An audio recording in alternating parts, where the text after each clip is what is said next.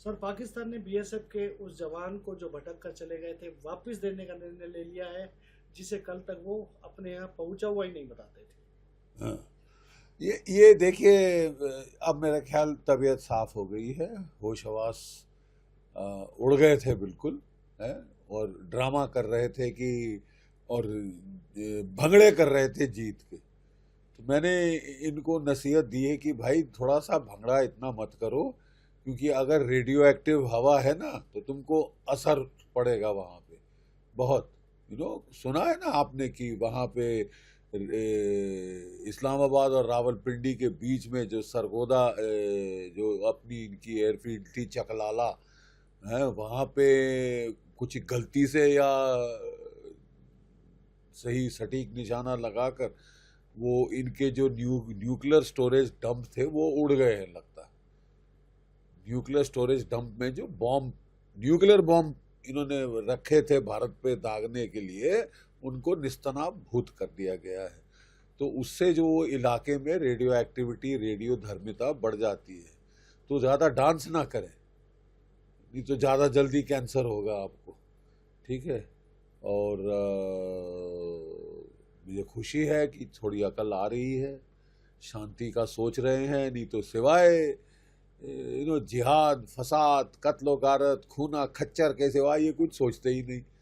अपने लोगों का सोचो, अपनी इकोनॉमी का सोचो। भट्टा बैठ गया है, भीख मिलती जाती है। गनीमत है कि $2 बिलियन आपको मिल गए, तो फौज को मत मत मत लगाने दो जाके, फट से वो खिलौने खरीद के आएंगे और गरीबों को कख नहीं मिलेगा। गरीबों को, बेचारों को 2 रोज की रोटी नहीं मिल रही, उधर पर सारा फौज खा रही है इनका। जो $2 बिलियन आए हैं ना, वो इनकी फौज ना खा जाए। ये शहबाज शरीफ को उसका फर्ज है कि वो अपने लोगों को दे, और अब फौज की ये जो है चमचागिरी बंद करे, ठीक है। मुझे बहुत खुशी है कि हमारा लड़का वापस आ गया।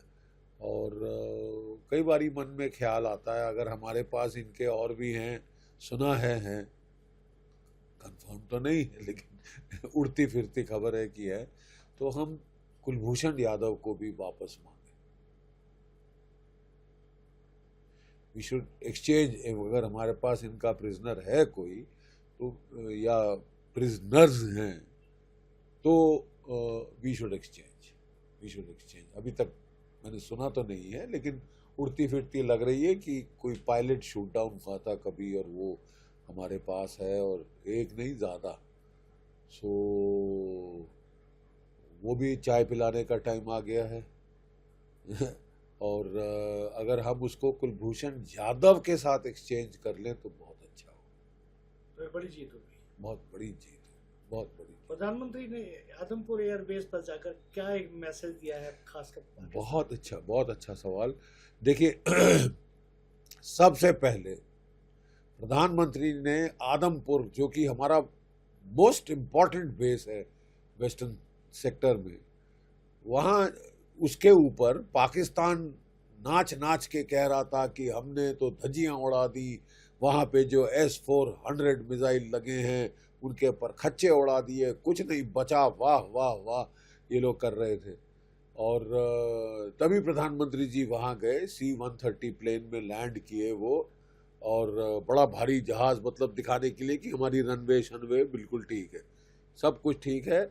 और पीछे बड़ी शानदार तरीके में आकाश के अगेंस्ट वहाँ पे S-400 triumph surface to air missile, the crown jewels हैं जो हमारी एयरफोर्स के, आर्मी के, एयरफोर्स के, हमारे एयर डिफेंस के, जिन्होंने लाजवाब काम किया है, लाजवाब काम किया है। और कहा जा रहा है कि शायद हम और खरीदेंगे ये वाला। और हमारे आकाशिस ने बड़ा अच्छा काम किया है। MiG-29 कह रहे थे हमने मार दिया है, एक कोई कह रहा है ये वो फालतू के जिसको बोलते हैं ना, लपेटे जाओ, हमारे बच्चे करते हैं ना कि कहानियाँ सुनाए जाओ। तो वही है, दिल को ख्याल अच्छा है गालिब, दिल बहलाने के लिए कि तुमने एयरफोर्स की ये किया वो किया, लेकिन सब ने सुन लिया है। उस ऑस्ट्रियन है वो, एक्सपर्ट टॉम कूपर, उसने सारा पोल खोल दिए। उसने बताया है कि किस तरह इंडियन एयरफोर्स ने इनके तो धजिया उड़ा दी। 11 बेस हिट किए, न्यूक्लियर स्टोरेज साइट को हिट किया, और ये कख नहीं कर पाए। That is the important thing. That means वो कह रहा है कि क्लियरली भारत जीत गया है। बस हमारा यही था प्रधानमंत्री जी से कि प्रधानमंत्री जी ये दिल मांगे मोर बना रहा, 2-3 दिन और रगड़ दीजिए, ताकि मतलब अगले 10 साल, 15 साल, 20 साल के लिए शांति हो जाए। ठीक है, ये दिल मांगे मोर, ये दिल मांगे मोर। लेकिन ठीक है, अगर शांति की तरफ समझ आ गई है बात और शांति की तरफ जा रहा है, खूना खच्चर बंद होगा, रक्त रसाव बंद होगा, तो अकलमंदी की बात है। क्या शहबाज शरीफ भी ऐसे अपने एयरबेस पे जाके दिखा सकते हैं?